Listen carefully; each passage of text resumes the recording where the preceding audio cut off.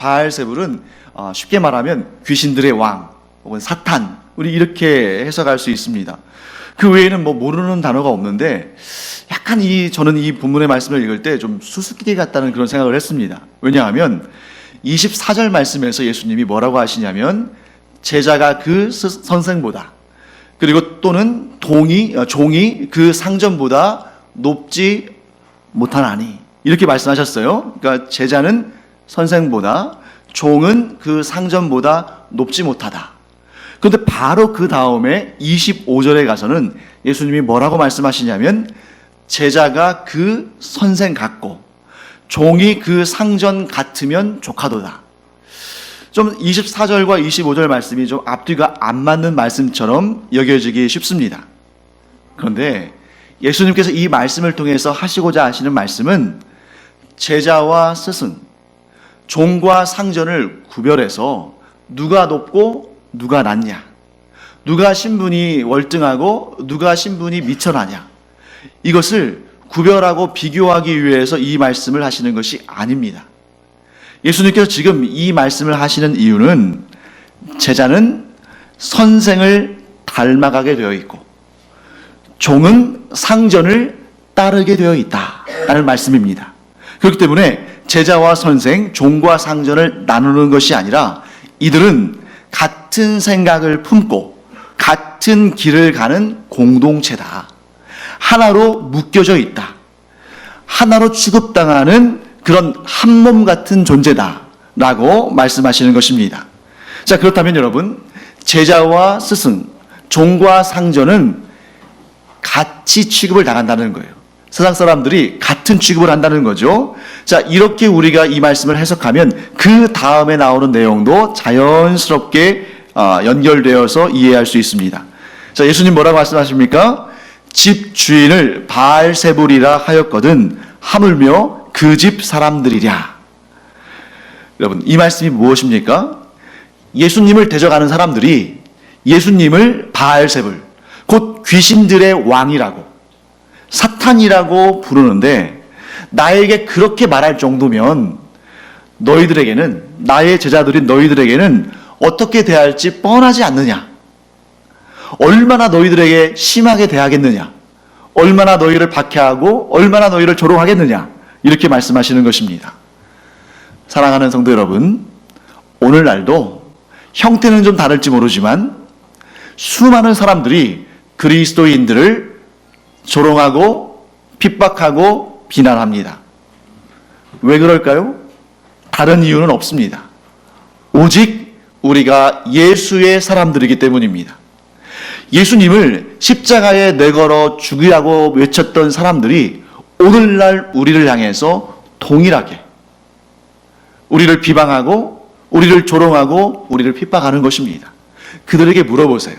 그러면 별 근거가 없는데 그냥 그러게 되는 것입니다.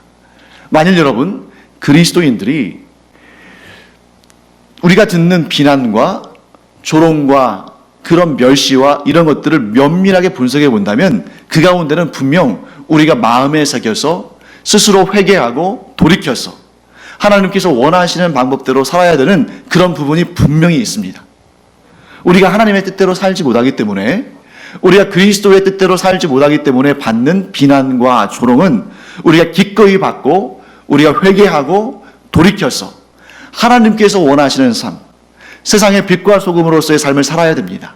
그러면 여러분, 우리가 100% 아니 200% 그렇게 하나님 말씀대로 예수님의 가르치신 대로 산다면 세상은 더 이상 우리를 조롱하지 아니하고 멸시하지 아니하고 핍박하지 않을까요? 결코 그렇지 않다는 것입니다. 그것은 본질입니다. 세상은 우리가 예수 그리스도의 사람들이기 때문에 우리를 핍박하고 조롱하고 멸시하는 것이지, 우리가 자신들보다 못하기 때문에 핍박하고 멸시하는 것 아닙니다. 그렇기 때문에 오늘 예수님은 이렇게 말씀하시는 것이죠. 세상이 나를 미워하듯이 너희를 미워할 것이다. 세상이 나를 핍박하듯이 너희를 핍박할 것이다. 세상이 나를 비난하듯이 너희를 비난할 것이다.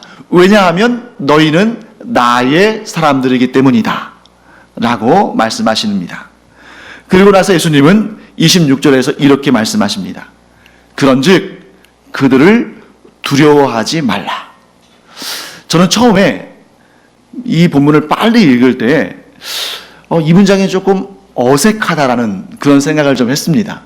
제가 이제 두 개의 문장을 여러분들에게 소개해 드릴 텐데, 말씀드릴 텐데, 어떤 문장이 좀 더 자연스러운지 한번 생각해 보시기 바랍니다.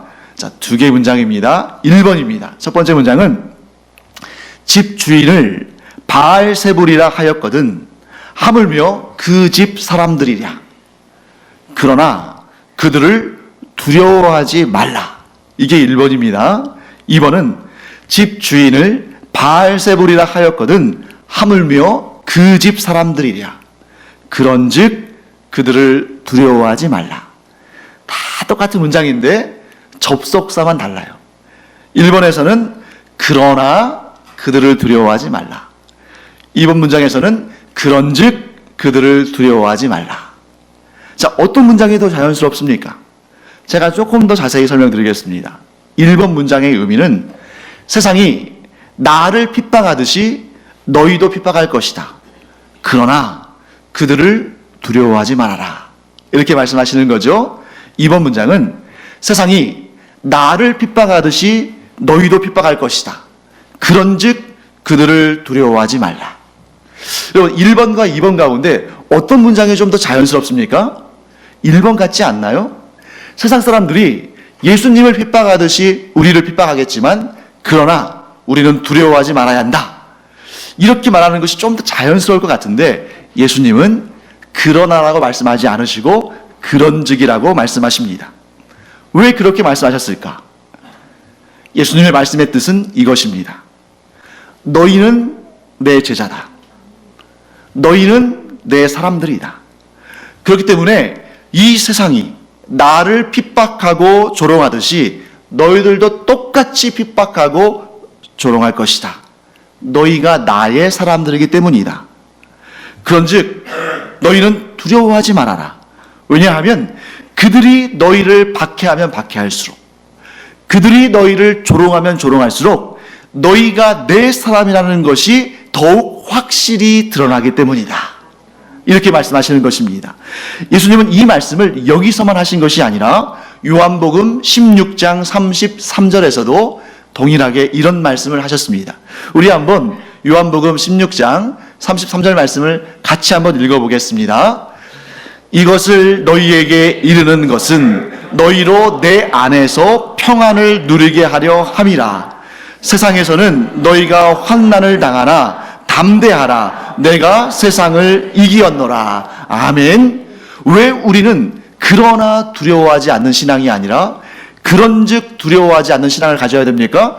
예수님께서 세상을 이기셨기 때문에. 예수님의 제자인 우리도 세상을 이길 줄로 믿습니다.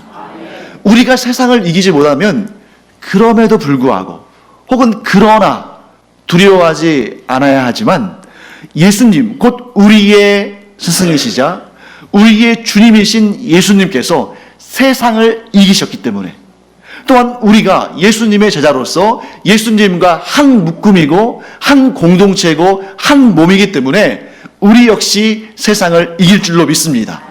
그러므로 그런즉 우리는 세상을 두려워할 필요가 없다.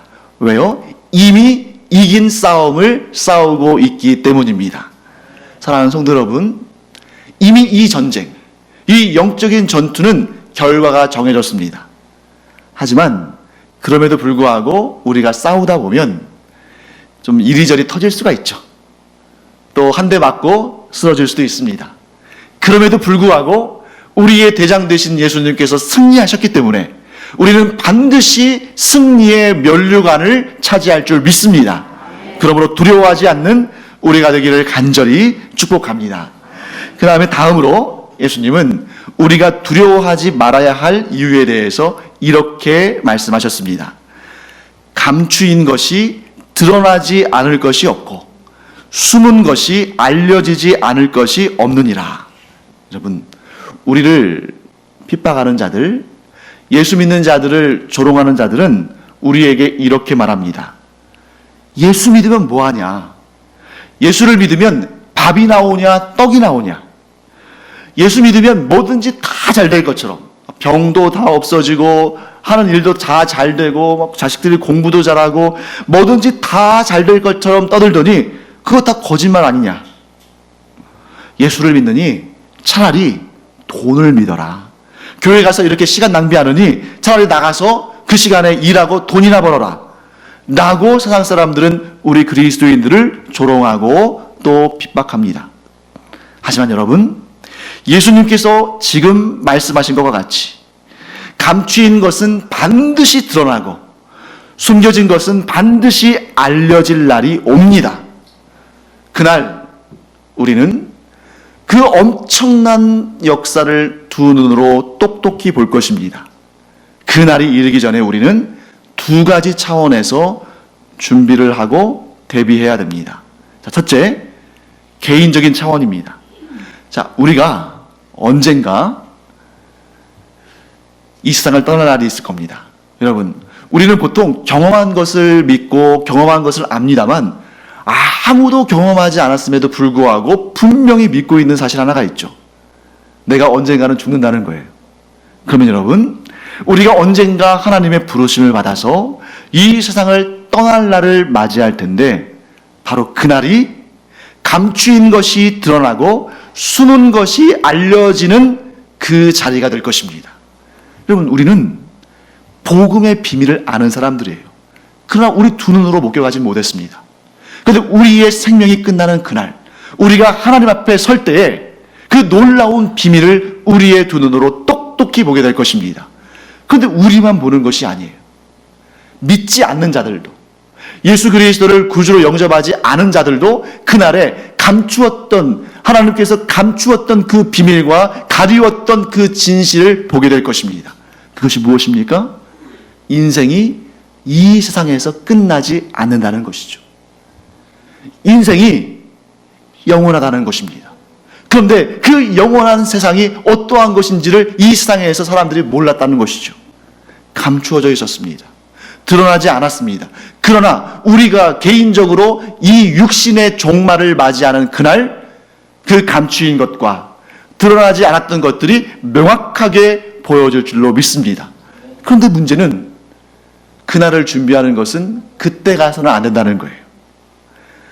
얼마 되지 않는 이 짧은 인생 가운데 이 세상에서만 그날을 준비할 수 있다는 것입니다. 자, 두 번째, 우리가 역사적인 차원에서 한번 살펴볼 필요가 있습니다. 여러분, 그날과 그때가 언제일지 우리는 아무도 알지 못하지만 우리는 성경을 통해서 분명히 믿습니다. 우리 주 예수 그리스도께서 재림하셔서 모든 역사를 마무리하실 날이 반드시 온다. 여러분, 이미 죽은 사람들이나 아니면 그때까지 이 지상에 살아있는 사람들도 단 한 사람도 빠짐없이 그날에 재림하시는 주님을 맞이하고 만나게 될 겁니다. 그날에 정말 우리가 상상만 했던 그 놀라운 광경이 모든 인류의 눈에 똑똑히 보일 것입니다. 감추인 것이 드러나고 숨은 것이 알려질 것입니다. 한 사람도 빠짐없이 성도나 불신자나 모두 그 광경을 볼 것입니다. 예수 그리스도를 구주로 영접하지 않았던 사람들, 심지어 예수 그리스도는 존재하지도 않았다고 말하는 사람들도 그날에, 그 감추어진 비밀이 드러나는 날에 그 놀라운 광경을 보면서 비명을 지를 것입니다. 그날은 반드시 옵니다. 사랑하는 성도 여러분, 이 일은 앞으로 펼쳐질 일이지만 이미 결정된 일입니다. 한번 여러분 생각해 보세요. 하나님의 위대한 구원 역사들을 한번 손꼽아 보기 바랍니다. 하나님께서 죄에 빠져 영죽을 우리를 구원하시기 위해서 예수 그리스도를 이 땅에 보내셨습니다. 또한 예수님께서 우리의 죄를 대신 갚으시고 우리를 구원하시고 우리에게 영생의 복락을 주시기 위해서 십자가에 달려 죽으셨습니다. 또한 우리에게 영원한 삶, 우리의 부활을 우리에게 알리시기 위해서, 우리의 부활의 첫 열매가 되시기 위해서 장사된 지 사흘 만에 부활하셨습니다. 또한 예수님은 하늘로 승천하셨고 지금 하나님의 보좌 우편에 앉아 계십니다. 그리고 우리를 위해서 성령을 보내셨습니다. 그러면 여러분, 하나님의 위대한 구원 역사 가운데 이제 딱 하나 남은 거예요. 무엇만 남았습니까? 예수님의 재림만 남았습니다. 마지막 딱 하나만 남았기 때문에 우리가 종말이 언제 이루어질지 모르지만 우리는 지금 현재 종말을 살고 있습니다. 만약에 예수님의 재림 말고 다른 무엇인가가 남아있다면 우리는 종말을 살고 있다고 말할 수 없습니다. 하지만 하나님의 놀라운 위대한 구원 역사 가운데 예수님의 재림 한 가지만 남았기 때문에 그 재림이 언제일지 모르죠. 바로 내일일 수도 있고 아니면 1000년 후일 수도 있고 아니면 몇 억 년 후일 수도 있습니다. 그럼에도 불구하고 그 한 가지 역사만 남아있기 때문에 우리는 종말을 살아가는 사람들입니다. 그날에 감추어진 것들이 다 드러날 것이고 숨은 것들이 드러날 것입니다. 그런데 이 사실을 믿음으로 받아들이지 않는 사람들은 그날에 영원한 심판, 영원한 지옥으로 던져질 수밖에 없는 것이고, 그러나 그것을 눈으로 보지 못했다 할지라도 믿음으로 믿고 영접한 자들은 한 명도 빠짐없이 예수님과 함께 천국에서의 영생을 누릴 줄 믿습니다. 우리가 그날, 그 감추어진 것이 드러나는 그날, 영광 중에 영생의 복락을 얻으려면 두 가지를 준비해야 됩니다. 신부가 신랑을 맞이하기 위해서 기름을 준비하듯이 우리가 두 가지를 준비해야 되는데 그 두 가지를 제가 설명해 드리겠습니다. 첫째, 세상이 아무리 우리를 미워하고 세상이 아무리 우리를 핍박하고 세상이 아무리 우리를 조롱한다 할지라도 예수님을 나의 구주로 믿는 이 믿음은 반드시 지켜야 됩니다. 어떤 정도로요? 내 생명을 다하기까지. 분명히 예수님께서 오늘 본문에서 이렇게 말씀하셨습니다. 육체를 죽일 뿐 영혼에는 손도 못 대는 자들을 두려워하지 말아라. 영혼과 육체를 다 지옥에 빠뜨려서 멸하게 하실 수 있는 하나님을 두려워해라. 사랑하는 성도 여러분, 세상이 우리를 핍박하면 그 끝은 무엇입니까? 그들 입장에서 최고의 승리는 우리를 죽이는 것, 아니 우리의 몸을 죽이는 것, 곧 우리의 입장에서는 순교입니다. 사랑하는 성도 여러분, 역사상 교회는 순교자의 피 위에 더욱 굳게 세워졌습니다. 그 순교자들이 왜 순교했을까요? 왜 자기의 목숨을 그렇게 아깝게 여기지 않았을까요? 그 다음에 어떤 일이 일어날지를 알았기 때문입니다. 비록 저 세상이, 비록 저들이, 저 악한 무리가 내 생명을, 내 육신의 생명을 해친다 할지라도, 내 생명을 거둔다 할지라도 하나님께서 반드시 나의 영혼을 구원하실 뿐만 아니라 주님 재림하시는 그날에 내 죽은 몸마저도 영원히 썩지 아니할 몸으로 부활할 것을 믿었기 때문에 순교의 자리를 오히려 영광스럽게 여겼습니다. 사랑하는 성도 여러분, 오늘날 우리가 살아가는 이 21세기 대한민국은 신앙생활하기에 너무 편한 곳 아닙니까? 아마 이 대한민국에 살면서 순교하는 것은 너무나 힘든 일일 수 있어요. 그럼에도 불구하고 우리에게는 신앙의 야성이 살아있어야 됩니다. 그 신앙의 야성은 무엇입니까? 내 몸에 생명을 빼앗는 자가 있다 할지라도 나는 믿음을 버리지 않겠노라. 이 믿음을 끝까지 지키는 우리가 되기를 간절히 축원합니다. 두 번째로 우리가 준비할 게 있습니다. 그것은 세상에 감추어진 이 비밀, 마지막 날에 일어날 이 비밀, 곧 복음을 온 세상에 전하는 일입니다. 예수님은 27절에서 우리에게 이렇게 명령하십니다. 내가 너희에게 어두운 데서 이르는 것을 광명한 데서 말하며 너희가 귓속말로 듣는 것을 집 위에서 전파하라. 사랑하는 성도 여러분, 예수님께서 우리에게 주신 많은 명령들이 있죠. 그 명령들 가운데 최고의 명령, 최고의 명령이자 최후의 명령은 복음을 온 세상에 전하는 일입니다. 그렇기 때문에 이것은 우리가 맡은 사명 중에 최고의 사명입니다. 그래서 저는 우리 교회가 이 일에 있어서 정말 앞장서는 교회, 마음을 쏟는 교회가 되기를 간절히 바라고 사모합니다. 우리 교회가 이제 설립된 지 1년하고 한 달 정도 지났죠. 아직 좀 미약한 개척교회입니다만 그럼에도 불구하고 전도의 사명을 열심히 감당하기 위해서 많은 수고와 노력을 하고 있습니다. 전도비를 아끼지 않고 전도의 시간을 아끼지 않죠. 그래서 우리 교회는 교회 이 첫 예배를 드리는 날부터 이 다음 세대의 복음화를 위해서, 우리 자녀들의 복음화를 위해서 교회학교를 동시에 시작했습니다. 그래서 우리 교회학교를 담당하는 우리 김지성 목사님, 또 이현아 전도사님, 또 우리 교회학교의 부장 선생님들, 또 교사 선생님들, 얼마나 우리 자녀들에게, 이 청소년들, 청년들, 어린아이들에게 이 복음의 씨앗을 뿌리기 위해서 얼마나 수고하고 있는지 그 모습을 지켜보고 있노라면 너무 제 마음이 좋고 행복합니다. 제가 이렇게 마음이 좋은데 하나님 보시기에는 얼마나 좋으시겠어요. 또 매주 목요일 아침에 10시 30분이 되면 그때마다 우리가 또 이 복음을 전하기 위해서 이 주변 지역을 다니면서 사람을 만나면 이렇게 노방에서 대인적으로 전도하고, 또 어떤 경우에는 이렇게 또 우체통에다가 전도지와 전도 티슈를 넣기도 하고 계속 이렇게 모여서 전도하고 있습니다. 또 주일 점심 식사 후에 또 어떤 분들은 자원하는 심령으로, 주일날 사람들이 제일 많이 모이는 곳 중에 하나가 어디입니까? 학교는 쉬니까 여기 옆에 있는 탐라도서관 사람 많잖아요. 공부하다가 좀 지쳐가지고 쉬러 나온 사람들이 있어요. 그들에게 가서 전도 건빵도 나눠주고 전도지도 나눠주면서 복음을 전합니다. 또 교회가 바로 옆에 있으니까 우리 교회 저기 있다고 서기도 합니다. 얼마나 감동적인 일입니까? 또 지난 주간에는 제가 정말 마음에 감동이 임하는 그런 소식을 들었습니다. 교회에 우리 어르신들이 계시잖아요. 60세 이상 되시는 교회 남성도 어르신들이 계시는데 이분들이 이제 모여서 말씀 나누시면서, 야, 우리가 이 오전 예배와 오후 예배 사이에 좀 시간이 비는데 이때 실버 전도대를 만들어 가지고 복음을 좀 전하면 어떨까?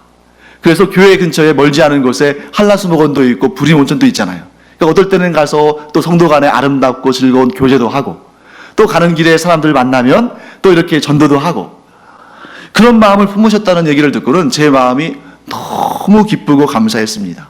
심지어 이런 생각이 들었어요. 야, 목사인 나보다 훌륭한 성도님들이 참 많은 행복한 교회구나.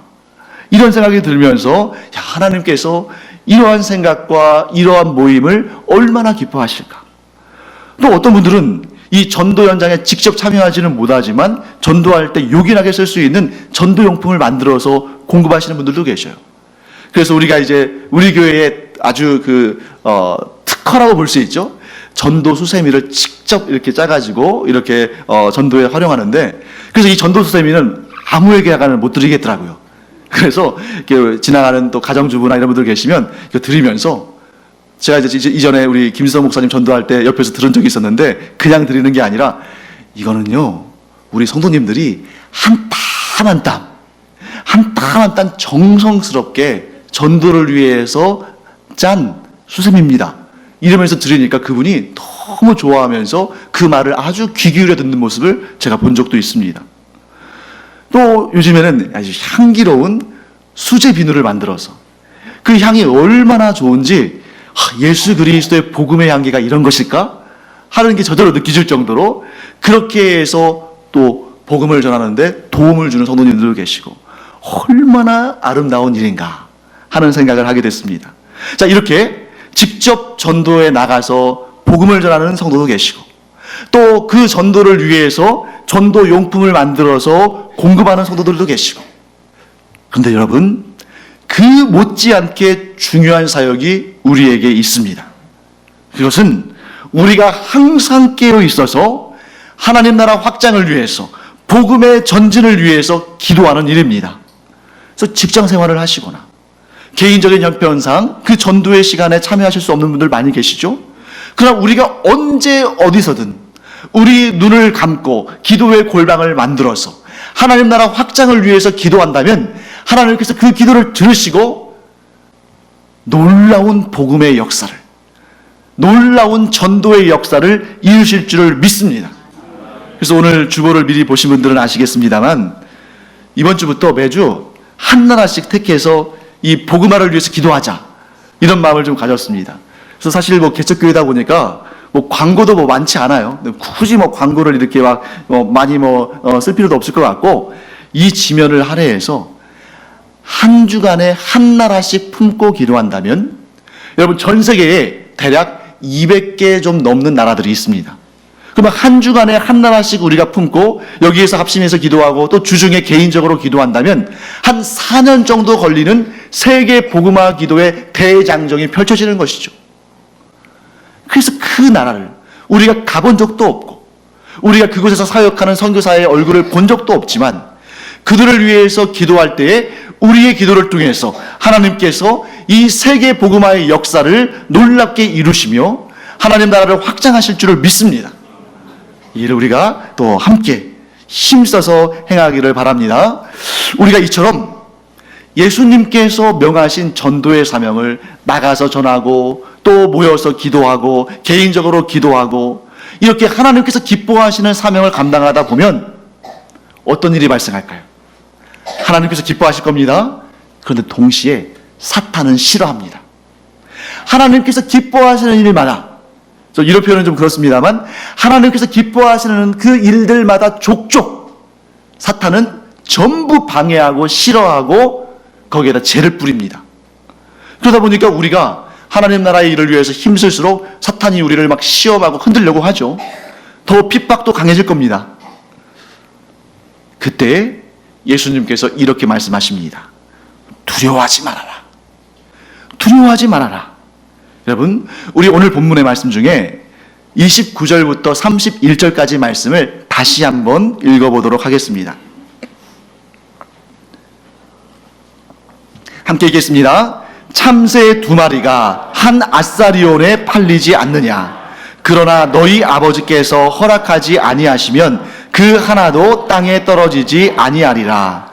너희에게는 머리털까지 다 세신 바 되었나니 두려워하지 말라. 너희는 많은 참새보다 귀하니라. 아멘. 우리가 두려워하지 않을 근거가 어디에 있습니까? 우리를 하나님께서는 그 어떤 피조물들보다 더 귀히 여기시기 때문입니다. 여러분, 여기에서 지금 참새 2마리가 한 아사리온에 팔린다고 그랬잖아요. 이 아사리온이라는 이 화폐의 단위가 여러분들 좀 감이 안 오실 거예요. 보통 우리가 잘 알고 있는 화폐 단위의 기준은 데나리온입니다.